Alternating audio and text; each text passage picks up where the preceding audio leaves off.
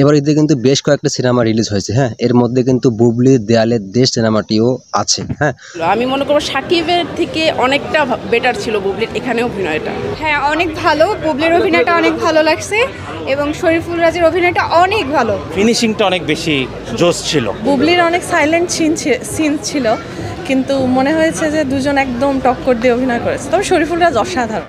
তো এই দেয়ালের দেশ সিনেমাটি দেখে দর্শকদের অনুভূতি দেখে আমি যা বুঝতে পারলাম যে আসলে ছবিটি অনেক সুন্দর হয়েছে, অনেক ভালো হয়েছে।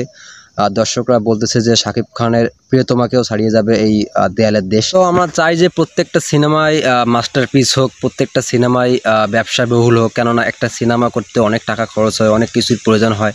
তো এত পরিশ্রম করে একটা সিনেমা যখন তৈরি করার পর ফ্লপ হয় তখন আসলে মনটা অনেক খারাপ হয়ে যায়। তো যেহেতু বুবলির সিনেমা, হ্যাঁ, তো এই ছবিটি আসলে অন্যরকম হওয়া উচিত এবং অনেক সুন্দর হয়েছে, অনেক চমৎকার হয়েছে, যেটা দর্শকদের মুখ থেকে আমি শুনলাম। তবে যাই বলেন না কেন, আসলে বুবলি শাকিব খানের সাথে সিনেমা করলেই কিন্তু সুপার হিট ছিল। তবে বর্তমান বুবলি আলাদাভাবে সিনেমা করায় প্রত্যেকটা ছবি তাকে পরিশ্রম করতে হচ্ছে, অনেক কষ্ট করে হলগুলো নিতে হচ্ছে, অনেক কষ্ট করে সিনেমাগুলো রিলিজ করতে হচ্ছে এবং সিনেমাগুলো তেমন একটা হিট হচ্ছে না।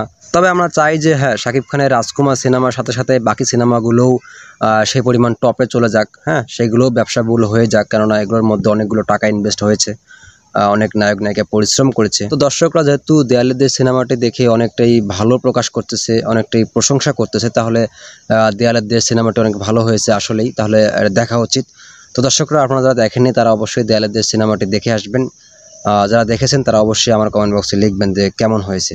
তো ঠিক আছে, ভিডিওটি আমরা এখন শেষ করি। ভালো থাকবেন, আল্লাহ হাফেজ।